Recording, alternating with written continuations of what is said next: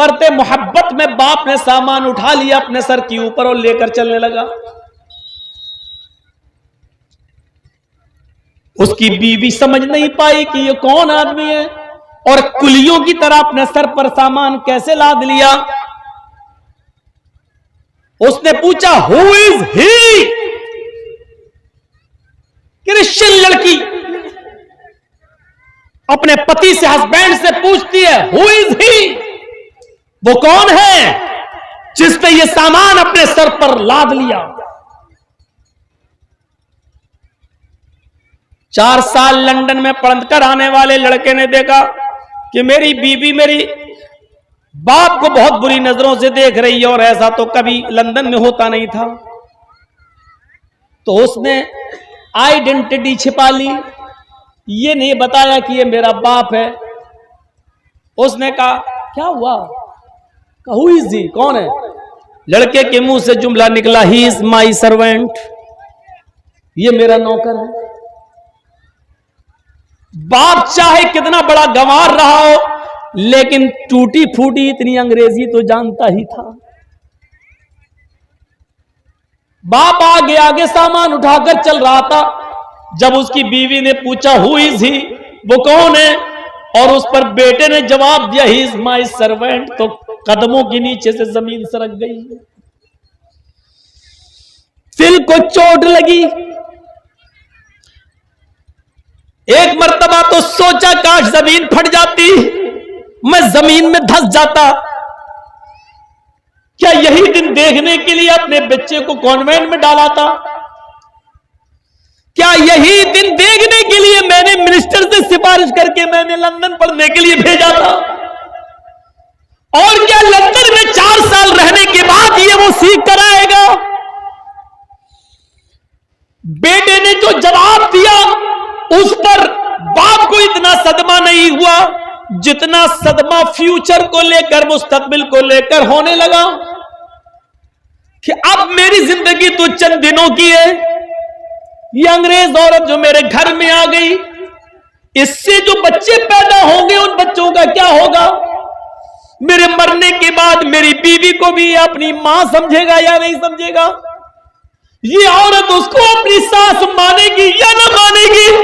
इधर मैं मर गया तो मेरी बीवी कहीं दर दर की ठोकर ना खाने लगे, 2 टाइम का कोई खाना भी देगा या ना देगा? ये सारे ख्यालात उसके जहन में आने लगे। फिर भी औरत के सामने, उसकी नई बीवी के सामने अपने इस बाप ने अपनी जबान न खोली और सामान ले जाकर अपने घर में रख दिया और एक कमरे में बता दिया कि बेटा ये तुम्हारा कमरा है, ये तुम्हारी बीवी का कमरा है। और खुद नौकरों की तरह रहने लगा कि मेरी बहू को इस बात का इल्म ना हो कि ये मेरा बाप है, वरना क्या सोचेगी और मेरे बेटे की इज्जत में कहीं फर्क ना आ जाए। बेटे को एक नौकरी मिल गई, वो ऑफिस जाने लगा। बाप अपने बेटे का लंच लेकर कभी कभी ऑफिस जाता था। लोग उससे पूछते थे बेटे से, ये कौन है? उस वक्त भी वो सच्चाई बताने से इनकार करता था और कहता था ये मेरा पड़ोसी है। कभी कहता था कि ये मेरा जानने वाला है, कभी कहता था ये मेरे जानने वाले के बाप हैं, कभी कुछ कभी कुछ। एक दिन किसी ने पूछा, भाई बताओ ये रोजाना आता है, ये कौन है? लड़के ने कहा, ये मेरे जानने वाले हैं, खाना लेके आते हैं।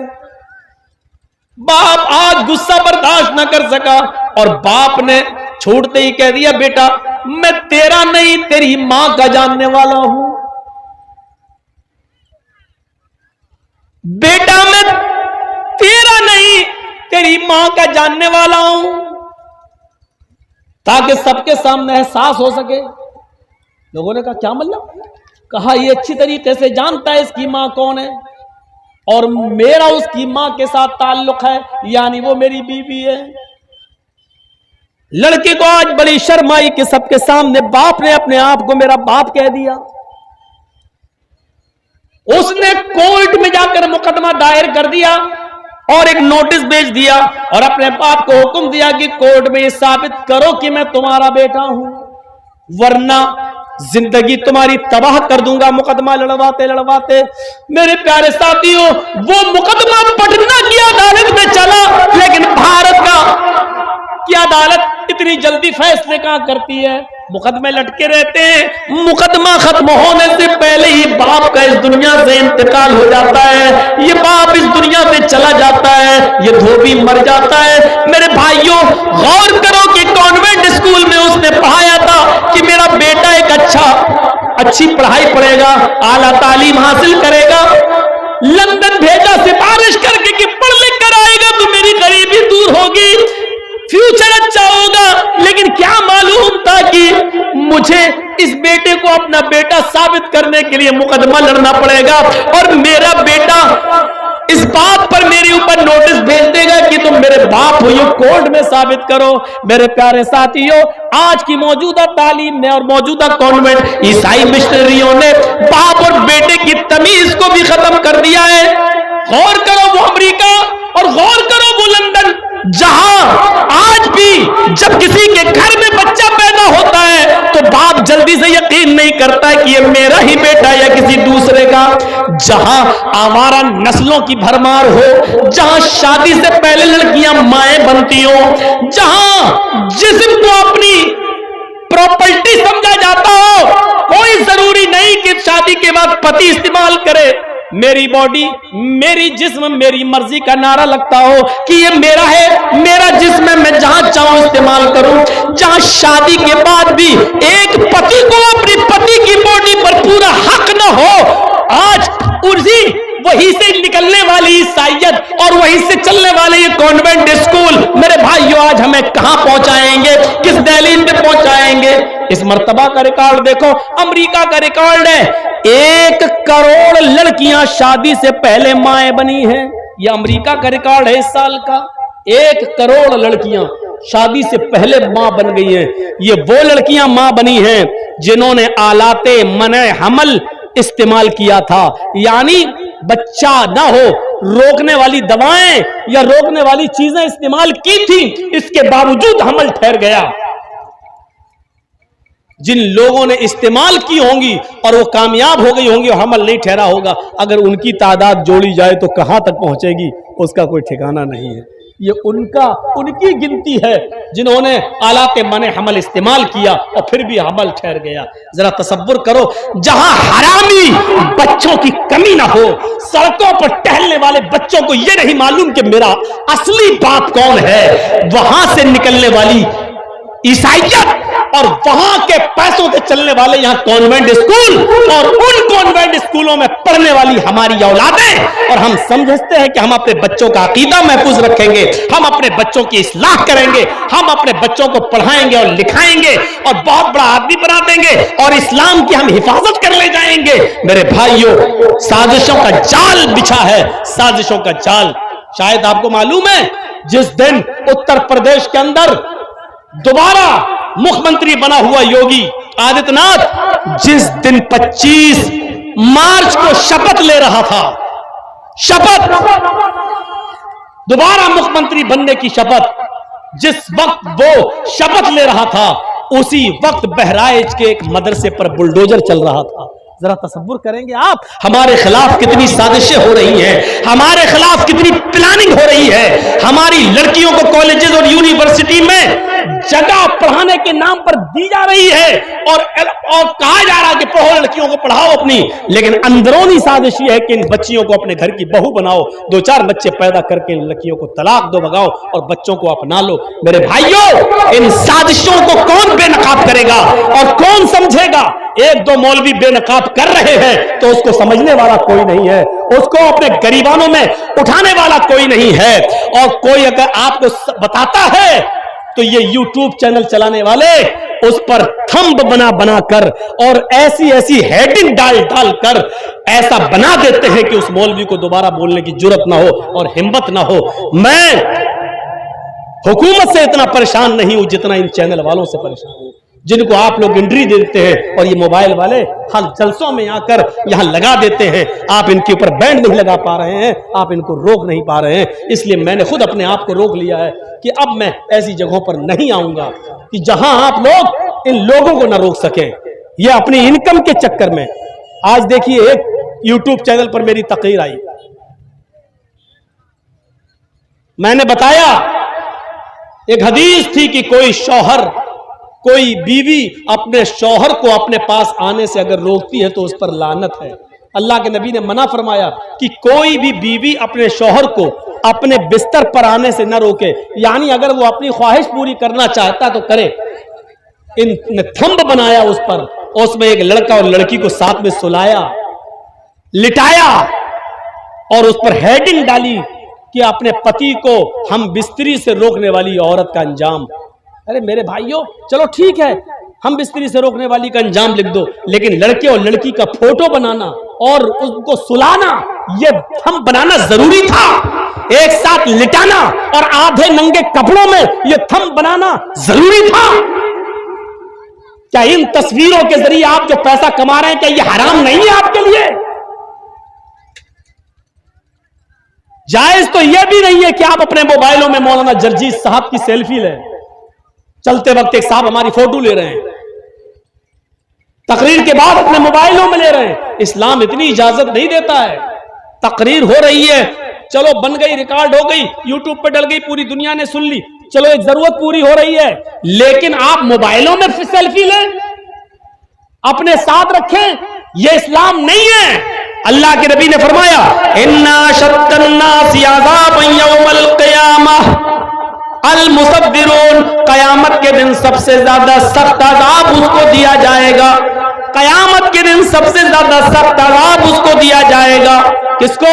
कयामत के दिन सबसे ज्यादा हार्ड और सबसे ज्यादा सख्त अज़ाब उसको दिया जाएगा जो तस्वीरें खींचते होंगे, जो तस्वीरें बनाते होंगे।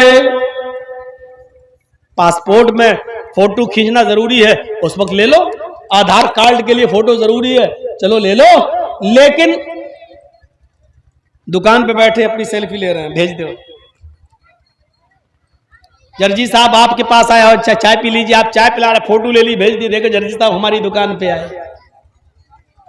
इतनी इजाजत नहीं है इस्लाम के अंदर। अल्लाह के नबी ने यह नहीं कहा अजाब होगा, अल्लाह के नबी ने कहा सबसे ज्यादा सख्त अजाब होगा। जहन्नम का हल्का अजाब तो यह है कि एक चिंगारी पैर के नीचे रख दी जाए तो दिमाग खोलेगा।